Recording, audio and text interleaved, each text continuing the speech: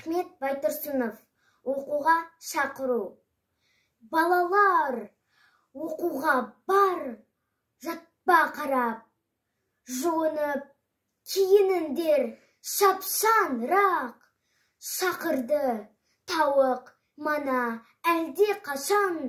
Қарап тұр терезеден күн жылтырап.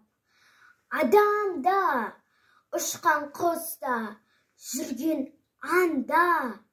Жұмыссыз тек тұрған жоқ ешбір жанда. Кішкене қонызда жүр жүгін сүйреп. Барады араларда ұшып балға. Күн ашық тойлар, шат ынжын орман. Оянып жан мақұлық түнде қонған. Шығады тоқылдақтың тоқ-тоқ даусы. Сайрағы сарғалдақтың сыңғырлаған.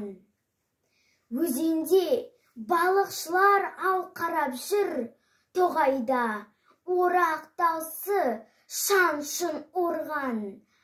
Аллалап ал кітапты қолдарына. Қолдарын құдай сүймес жалқау болған.